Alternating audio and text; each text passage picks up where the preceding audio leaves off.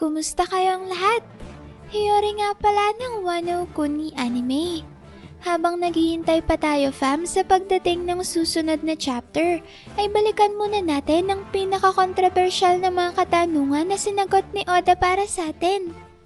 Sana pala'y ilike niyong video ito at sana'y huwag niyong skip kahit yung maikling ads lang dahil sobrang naking tulong na nito sa akin at sa ating channel.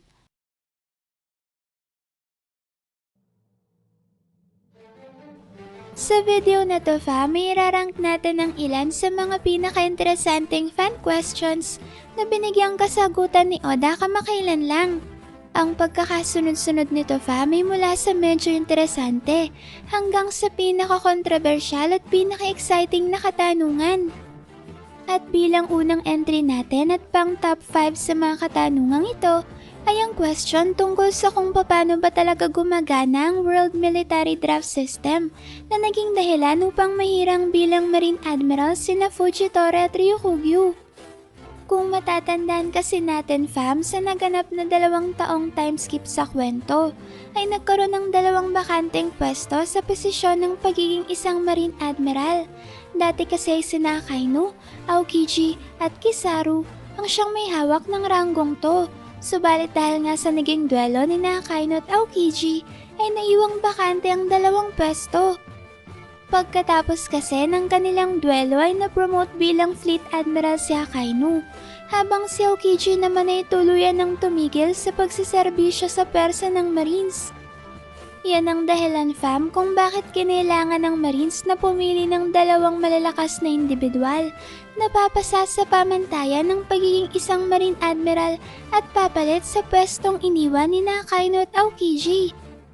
Diyan na nga papasok ang kasagutan ni Oda sa tanong kung paano raw ba gumagana ang World Military Draft System na siyang naghirang kina Fujitora at Ryukugyu upang maging sunod na Admirals ng Marines. Sinabi dito ni Oda na ang mga bansa raw na nasa ilalim ng kapangyarihan ng world government ay may kanya-kanyang mga sundalo at sandatahang lakas para maprotektahan at mabantayan ang kanilang mga nasasakupang teritoryo. Sa paggamit nga raw ng World Military Draft ay napapalakas ng Marines ang pwersang militar nito sa pamamagitan ng pagkuha ng pinakamalalakas na miyembro ng sandatahang lakas ng ibang mga bansa. Kagaya na lang fam ni Admiral Fujitora na dating pinuno ng militar ng Ahoy Kingdom sa Grand Line at Admiral Ryukugyu na dati namang miyembro ng pulisya ng Taya Kingdom na nasa South Blue. Binanggit rin dito ni Oda na ang mismong World Military Draft System na ito rin daw ang siyang nagsilbing mitya upang mag-aklas ang 8 mga bansa laban sa pamumuno ng world government. Sinabi ni Oda na bagaman napalakas nga ng sistemang ito ang pwersang militar ng Marines sa kabuuan, ay naging kapalit naman raw nito ang paghihina ng sandatahang lakas ng mismong mga bansang pinagkuhanan ng malalakas na recruit ng Marines. Ito raw ang dahilan fam kung bakit nagsimula ang 8 insidente na ito ng pag-aaklas. At sa tulong na rin nga daw ng Revolutionary Army ay matagumpay na napatalsik ng mga mamamayan ng 8 kaharian na ito ang mga hari na namumuno sa kanilang bansa, katulad na lang nga ng nangyari sa Lulusha Kingdom. Subalit sa kasamaang palad fam ay ginalit naman ng malawakang pag-aaklas na ito si Imsama, dahilan upang gamitin ng world government ang kanilang ancient weapon upang burahin sa mapa ang buong isla ng Lulusha, kasama na rin ang mga inosente at walang malay na residente na naninirahan dito. Isang napakarahas at walang awang pagpaslang na ginawa ni Imsama upang magpakita ng lakas at magbigay halimbawa sa sino mang nagbabalak pang lumaban sa kapangyarihan at otoridad ng world government. Para naman sa ating pang top 4, ang katanungan ay tungkol sa kung ano raw ba ang kwento at dating propesyon ni na Fujitora at Ryukugyu bago sila hinirang bilang mga bagong admirals ng Marine. Unang sinagot ni Oda ang history ni Admiral Ryukugyu. Sinabi dito ni Oda na dati raw opisyal ng pulis ng Taya Kingdom si Ryukugyu. Subalit dahil nga sa isang malaking insidente na kinasasangkutan ng isang babae, ay biglang nakulong itong si Green Bull. Mukhang nagwala at nagdulot ng malaking kaguluhan sa Taya Kingdom itong si Ryukugyu fam, kaya siya nabilanggo nang wala sa oras. Sa kabila naman ng pagkakakulong na ito ni Green Bull, ay nakarating pa rin sa Marines ang balita tungkol sa kanyang pambihirang lakas at kakayahan. At dahil nga dyan fam, ay kagad na pinalaya sa kulungan si Ryukugyu at nirecruit sa Marines kung saan siya tinalaga bilang bagong admiral. O diba fam? Ibang klase talaga ang world government at kahit na isang preso na nakagawa ng krimen ay bigla-bigla na lang nakakalaya at nagkakaroon pa ng mataas na ranggo sa Marines. Sunod namang sinagot ni Oda ang history ni Admiral Fujitora. Sinabi dito ni Oda na si Fujitora raw ay dating defense military chief ng Ahoy Kingdom. Subalit kalaunan raw ay nawasak ang buong Ahoy Kingdom dahil sa isang malaking digmaan na naganap doon. Sa mga panahong yun nga raw ay naging isang war criminal si Fujitora at pagkatapos ay nagkaroon naman siya ng malaking utang dahil sa pagsusugal sa Twin Snake Island. Pagkatapos yan fam ay nagtrabaho naman bilang isang gwardiya si Fujitora. Subalit ang pinagtatrabahuhan raw nito ay bigla namang nabili ng world government kapalit ng malaking halaga ng salapi. At mula nga sa pagkakataong yun ay nakarating rin sa world government ang balita tungkol sa matinding lakas na tinataglay ni Fujitora na siya namang dahilan upang ma-recruit siya sa Marines at may talaga bilang isang admiral kasama ni Ryukugyu. Ayan fam, hindi ba't interesanteng malaman na pareho palang mga kriminal dati itong sina Admiral Fujitora at Ryukugyu? Subalit dahil nga sa sobrang bulok ng sistema ng world government, ay bigla silang naabsuelto sa kanilang mga kasalanan at napromote pa sa mataas na posisyon sa Marines. Ngayon naman fam, ay pumunta na tayo sa ating pang top 3 na question, kung saan sasagutin naman ni Oda ang katanungan tungkol kay former Admiral Aokiji. Bilang kapitan nga raw ng 10th ship ng Blackbeard Pirates, ay ano-ano naman kaya ang mga pinapatrabaho sa kanya ni Teach at meron raw ba siyang mga sariling tauhan? Ito naman ang naging kasagutan dyan ni Oda fam. Sinabi niya dito na meron ngang mga tauhan si Aokiji, subalit hindi raw si Aokiji ang tipo na lahat na lang ng ipapagawa sa kanya ni Blackbeard ay basta na lang niyang susundin. Dagdag pa ni Oda ay para raw kay Aokiji, hindi nangangahulugan na gagawa siya ng mga masasamang gawain dahil ang kabilang siya sa isang pirate crew. Sinabi ni Oda na ang ibig sabihin raw kasi kay Aokiji ng pagiging isang pirata ay meron na siyang kalayaan ngayon, hindi tulad sa kanyang buhay noon nung siya pa isang marine.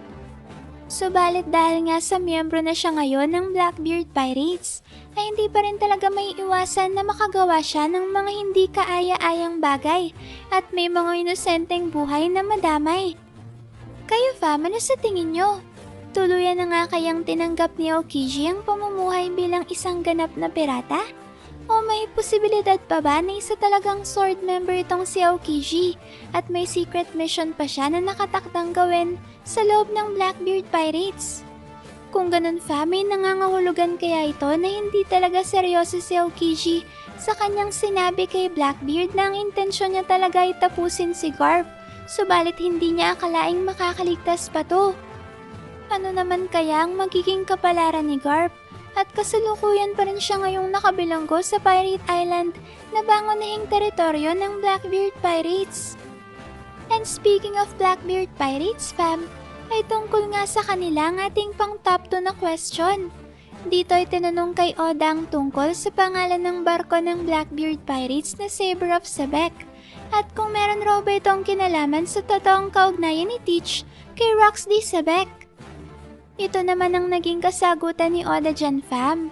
Sinabi dito ni Oda na ang Sebek raw ay isa talagang pangalan ng isang uri ng sailing ship na ginagamit sa kalakalan sa Mediterranean Sea mula 16th to 19th century. Kaya naman maaaring nagkataon lang na ito rin ang pangalan ng barko ng Blackbeard Pirates. O pwede rin naman fam na hindi talaga ito coincidence lang. Alam niyo naman si Oda, sa halip na direktang sagutin ng isang katanungan, ay mas lalo pa tayong pinapasabik at tinutukso. Pero base nga fam sa nakakaintrigang sagot na yan ni Oda, ay tila ba kinukumpirma na niya sa atin na meron nga talagang lihim na kaugnayan si Blackbeard kay Roxy Sebek.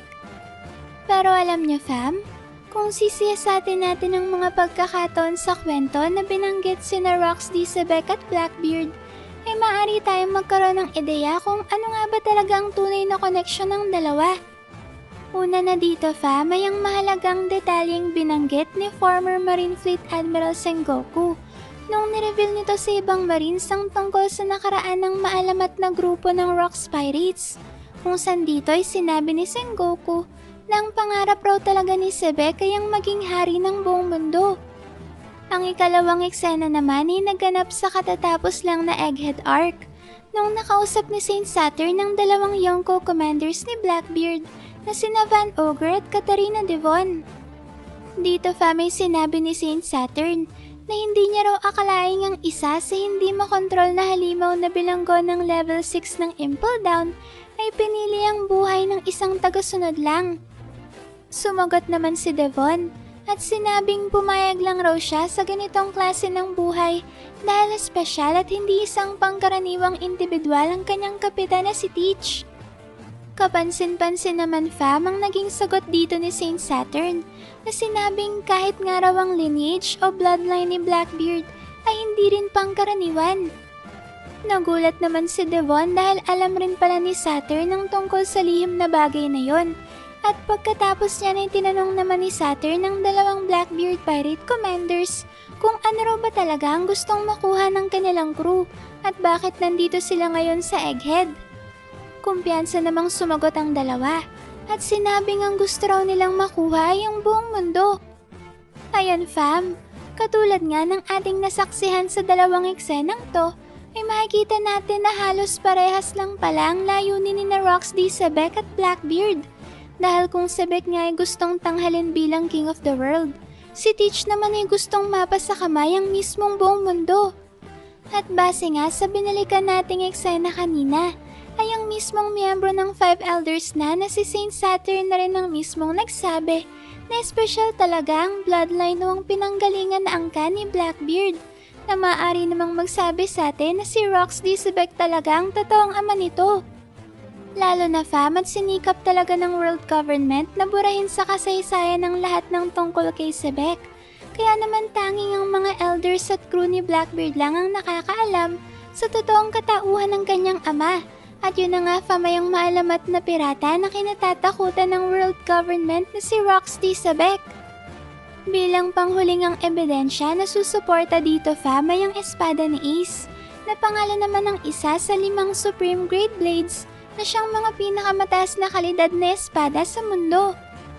Alam naman natin fam na ang Ace na pangalan ng espadang pagmamay-ari ng Pirate King na si Goldie Roger ay siya ring pinangalan niya sa kanyang kaisa-isang anak na si Portcasti Ace. At katulad nga ng espada ni Roger na Ace, ay ganun rin naman ang Saber of Sebek na nangangahulugang espada ni Sebek, na ngayon ay siya namang pangalan ng barko ni Blackbeard. O diba fam? Nakita niyo na ba ang paralelism sa pagitan ng espada ni Roger na Ace na pinangalan niya sa kanyang anak at ng Saber of Sebek naman na may ibig sabihin na espada ni Sebek na kasalukuyang barko ni Blackbeard? Yan ang dahilan fam kung bakit mataas ang tsansa na anak nga talaga ni Sebek si Blackbeard. Subalit katulad nga ni Ace na mas piniling gamitin ng ebelyido ng kanyang ina na Portgas, ay ganun din naman si Teach na imbes na Rox ay mas piniling gamitin ng posibleng apelyido ng kanyang ina na Marshall. Sobrang fitting talaga nito fam lalo na't nagharap na sa isang matinding laban sina Ace at Blackbeard. Kagaya naman kung paanong naging malakas na karibal ni Goldie Roger si Roxy Sebek. Siguro fam may ginawang foreshadowing ni Oda ang laban ni Ace at Blackbeard, nang sa gayon na ipahiwatig sa atin ng dalawang ito ay ang mismong mga anak ng legendary pirates na sina Roger at Rox. Lalo na't sa punto ng kwento kung kailan naglaban sina Ace at Blackbeard, ay hindi pa nire-reveal sa atin na ang mismong Pirate King pala ang ama ni Ace. Pero kayo fam, ano sa tingin nyo? Sangayon ba kayo na si Blackbeard na nga ang siyang anak ng maalamat na si Roxy Sebek? Kung ganon ay mas lalo na talagang magiging hype ang paghaharap ni na Luffy at Blackbeard sa hinaharap, Dahil kung paanong si Teach ang nagmana ng pangarap ni Sebek, ay si Luffy naman ang nagdadala ng will ni Roger. At kung iuugnay naman natin to fam sa kasalukuyang takbo ng kwento, ay sino kaya ang nire-representa ni Blackbeard sa controversial na ancient painting na to na nireveal sa atin ni Oda sa Elbaf Arc?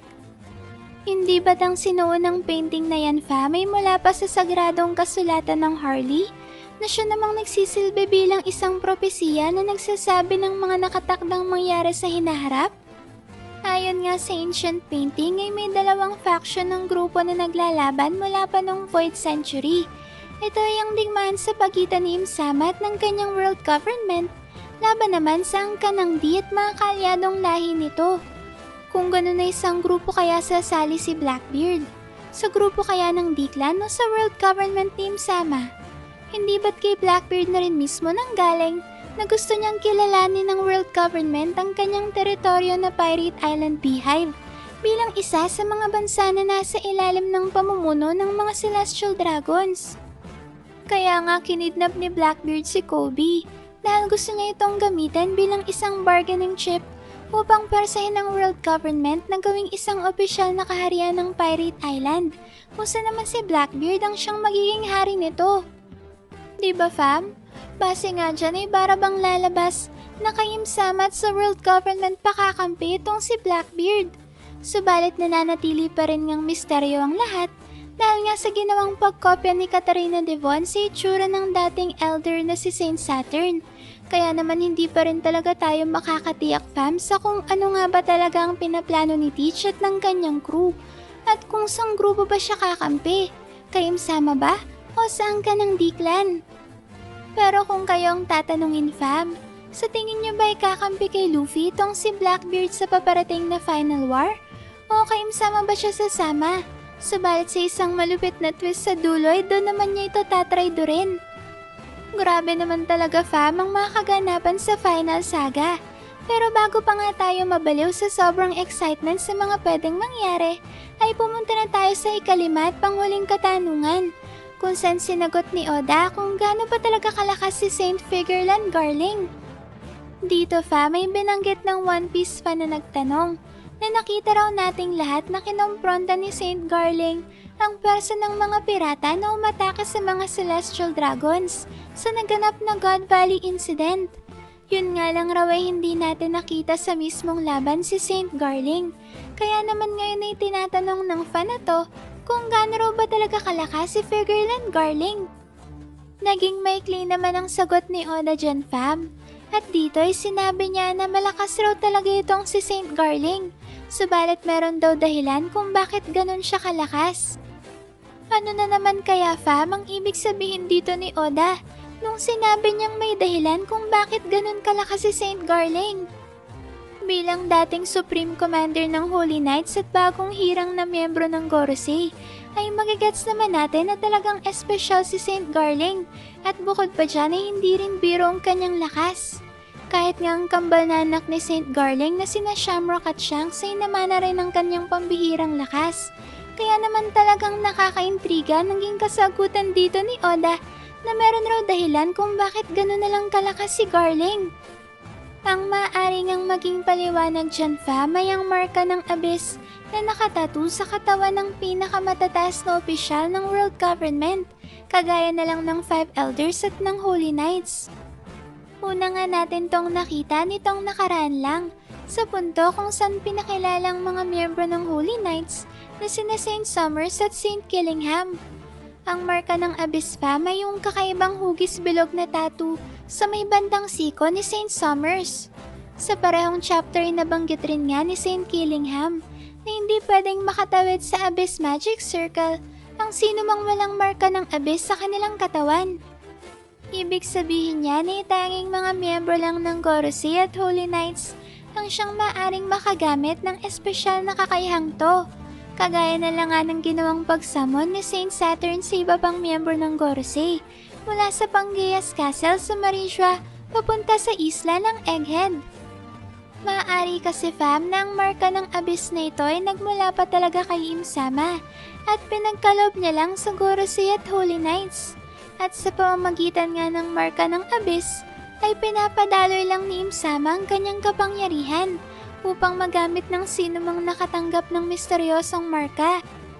Subalit ang kapalit naman ng pambihirang lakas na binibigay ng marka ng Abyss ay ang pagsuko ng iyong katawan kay Imsama, kagaya na lang ng ginawa niya kay Saint Saturn na bigla na lang naging kalansay nang mabigo itong tapusin sa egghead ang kumakatawan kay Joyboy sa panahong to na si Luffy.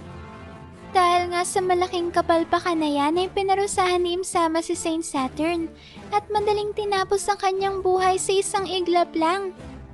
Ang mga pangyayaring yan, fam, ang maaaring tinutukoy ni Oda sa kanyang kasagutan na merong dahilan ng pagiging malakas ni Saint Figureland dahil nga pinagkalooban lang siya ng lakas ni Imsama sa pamamagitan ng paglalagay nito ng marka ng Abyss sa kanyang katawan.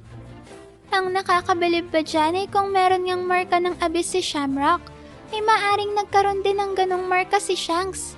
Subalit dahil nga mas pinili ni Red Hair ang buhay ng pagiging isang pirata, ay nagdesisyon siyang putulin ang kanyang braso na nagtataglay ng markang yun. Ito ang dahilan, fam, kung bakit sinakripisyo ni Shanks ang kanyang kaliwang braso para mailigtas ang buhay ni Luffy. Katulad na rin nga ng sinabi ni Shanks kay Whitebeard, ay sinugal niya sa bagong henerasyon ng kanyang kaliwang braso at kasabay naman ito ay ang pagputol niya ng kanyang kaugnayan kay Imsama at sa mga Celestial Dragons. Kumbaga para maiwasan ni Shanks na magawa sa kanya ni Imsama ang ginawa nitong pagtapos kay Saint Saturn, ay minabuti ni Shanks na isakripisyo na lang ang kanyang kaliwang braso upang isugal ito kay Luffy. At sa parang yan ay nagawa rin niyang putulin ang kanyang koneksyon sa kanyang kakambal na isang Holy Knight at sa kanyang ama na isa namang Gorosei. O diba, fam? Hindi ba't nakakatuwang isipin na ito nga talagang intensyon at gustong mangyari ni Oda? Ano nga kayang magiging reaksyon ni Luffy kapag nagkasalubong ng landas nila ni Shamrock? At ano naman kayang mangyayari kapag nakita sina Shamrock at Shanks? Eh paano naman kaya kung si Shanks at ang kanyang ama na si Garling nang magkita? Grabe, sobrang nakaka-excite na talagang makita kung ano talaga ang mangyayari sa mga susunod na chapters. Maraming salamat, fam, at sinamahan niyo akong talakayan ng top 5 questions na to. Paki-comment na lang dyan sa baba kung anong masasabi niyo sa mga interesanteng katanungan na sinagot ni Oda. Maraming salamat din sa solid at walang sawa ninyong pagsuporta sa akin at sa ating channel. Sana'y palagi kayong ligtas at nasa mabuting kalagayan. Mag-ingat kayo palagi. See you on our next video and stay good, fam!